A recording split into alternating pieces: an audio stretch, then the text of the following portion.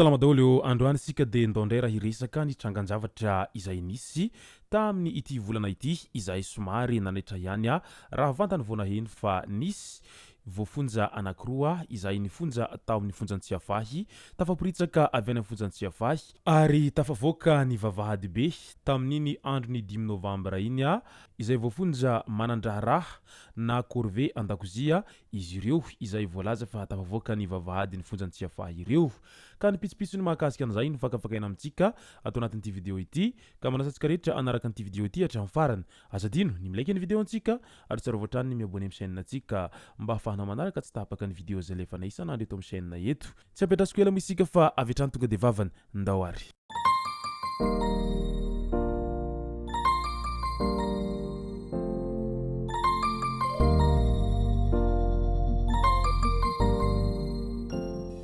Milony dirantsika amin'izay pitsopitso ny mahakasika ny nahatafavoaka anireo voafonja roa tao fonjan-tsiafahy izay dia andao aloha ho resantsika ireto tsara ho fantatra manaraka ireto. Fiondranana antsokosoko malagasy 5 migadra any Mayotte ary 20 no nalefa nody any Madagasikara amin'izao fotoana izao. Vehivavy ankamaroan'izy ireo misy avy any Ambilobe, Ambanja, Sambava, Antalahy ary Nosy Niala tao Ambalamanga Nosy izy 20 ireo izay nandeha sambo kely tao Antanibe Andrefa distrikan'Ambanja. Rehefa aveo dia niampidimy izy ireo avy tao niazo any Mayotte.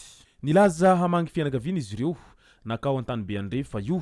Aveo nifindra sambo haingam-pandeha ary efa hiditra ny Nosy Mayotte izy 30 mianadahy notratiaky ny mpitandro filaminana. Nahiditra amponjavonjo maika any Mayotte avy hatrany ny 5 amin'izy ireo izay voalaza fa ampameron-keloka. Efa matetika tratra miondrana antsokosoko sy alefa mody avy any an-toerana fa mbola tsy fay ihany.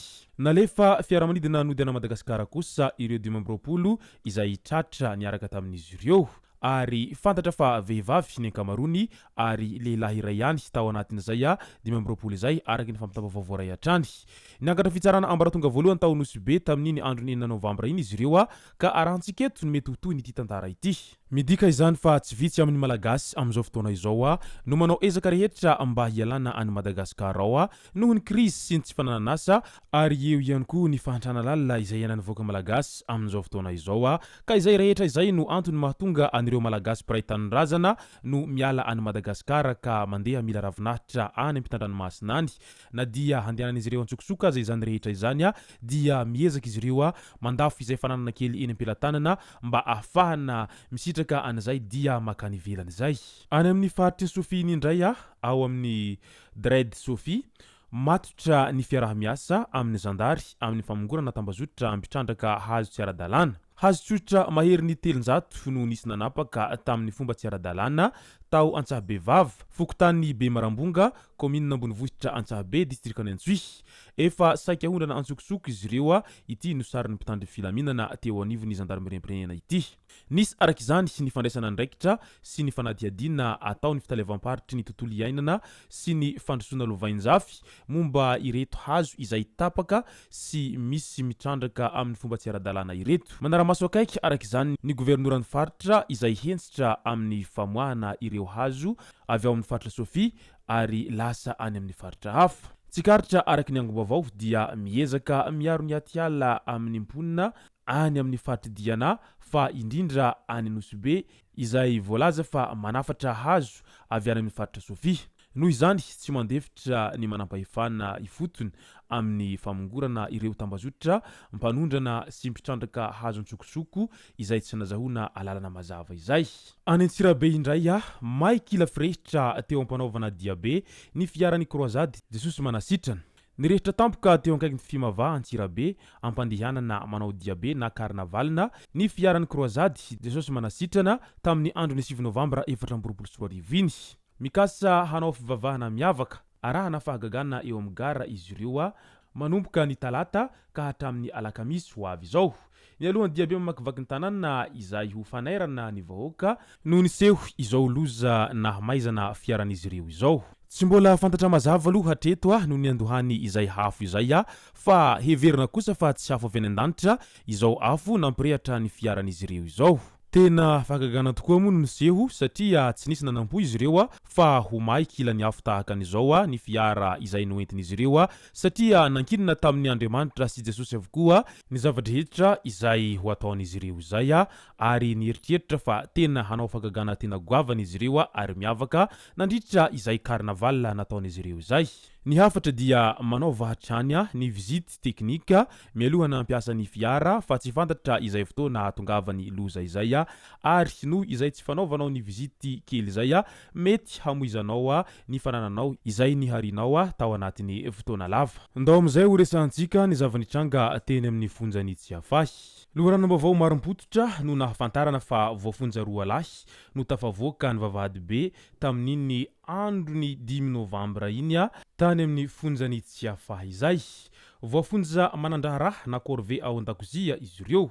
Araky ny fitsipika mipetraka eny anefa dia tsy manana alalana hivoaka ny vavahady be mihitsy ny voafonja kanefa dia ambara fa toa hoe nanarifako hon'izy ireo ary tany dia tsy nipoitra intsony.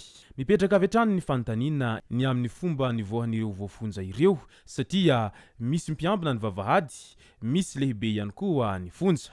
Andrasana araka izany ny famotorana ataon'ny sampana manokana avy amin'ny fandraharahana ny fonja tokony ho hisy ihany koa ny famotorana ara-keloka manoloana izao tranga izao. Tsy voasambany no nandrenesana fa misy voafonja mivoaka tahaka ny any amin'ny trano fandraisam-bahiny eny Tsiafahy eny. Taitra sy talanjona avokoa moa ny rehetra raha vantany voanaheno an'izay hoe voafonja ao Tsiafahy nefa dia tafavoaka ny vavahady be izay. Inona no tena marina ao ambadika an'izay ary taiza avokoa ireo mpiandry ny fonja nandritra izay fivoahan'izy ireo izay. Lasa misy ireo voafonja araka izany manao anirony tahaka any filma vahiny irony ilay antsoina hoe prison break araka izany ao amin'ny fonjany Tsiafahy ao amin'izao fotoana izao raha toa ka misy tafavoaka ny vavahady be izay ireo voafonja ireo araka an'izay angom-baovao voaray avy teny an-toerana izay.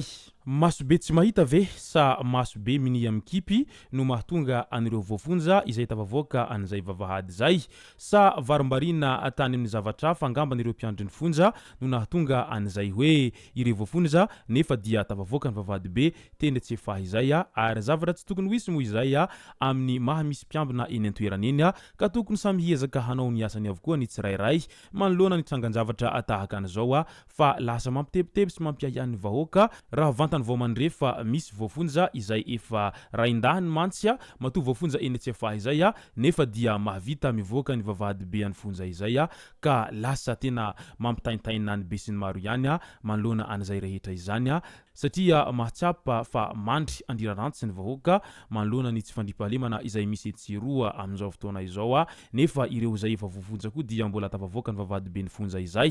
Andrasantsika eto ara ny toin'izay raharaha izay fa dia izay ara ny masaka azonarosy tao anaty vidéo ty tomboko lasy tomboko vavy misaotra antsika rehetra naraka an'ity vidéo ty hatramin'ny farany. Azadino ny milaiky ny vidéo antsika ary tsarovy hatrany ny miabone amin'ny chaîne antsika mba ahafahanareo manaraka tsy tapaka ny vidéo izay lefa nay isan'andro eto tomboko lasy tomboko vavy mankasitraka dia mirary soa.